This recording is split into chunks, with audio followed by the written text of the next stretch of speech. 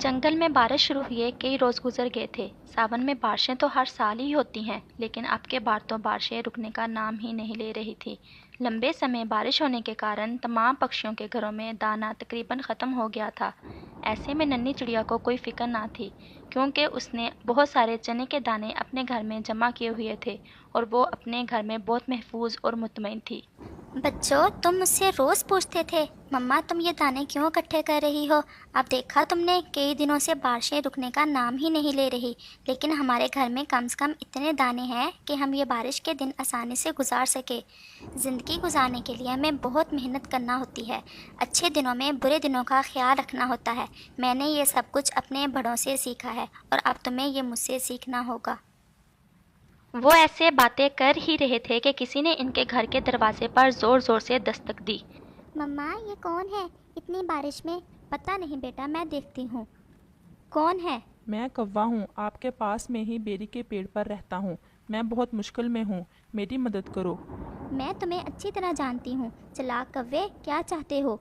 मैं बहुत मजबूर होकर आपके घर आया हूँ। मेरे बच्चे और बीवी भूखे हैं। ऐसे में अगर आप कुछ दाने मुझे दे दें तो आपकी बहुत भलाई होगी, मुझ पर और मेरे ख़ानदान पर।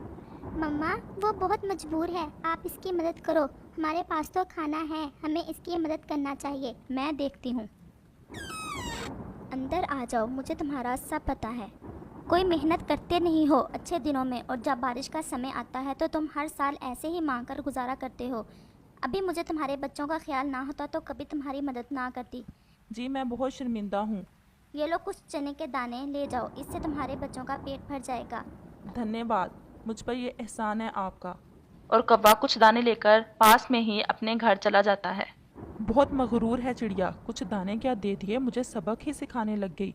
क्या कह रही थी? यही कि तुम काम नहीं करते, अच्छे दिनों में बुरे दिनों का ख्याल नहीं रखते। तुम छोड़ो इसकी बातें, 2-4 दिन गुजर जाएंगे, बारिशें रुक जाएंगी, फिर कौन पूछेगा इस चिड़िया को। और वो चने के दाने खाकर सो जाते हैं। अगले दिन कौवा फिर परेशान था कि रात तो गुजर गई, आज क्या खाएंगे।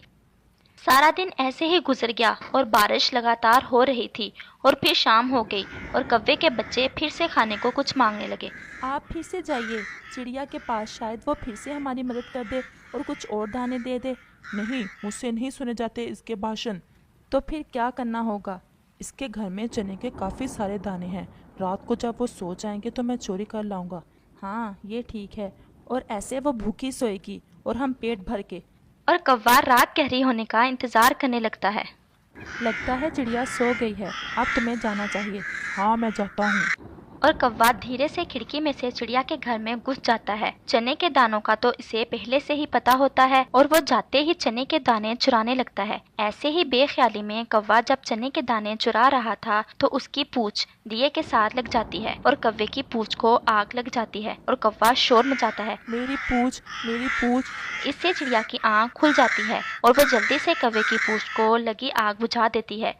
कौवे के पास कहने को शर्मिंदगी के सिवा और कुछ नहीं था, लेकिन चिड़िया फिर भी कुछ चने के दाने कौवे को दे देती है। ये तुम्हारे बच्चों के लिए, और हाँ, घर जाकर अपनी पूंछ पर मरहम पट्टी ज़रूर करवा लेना।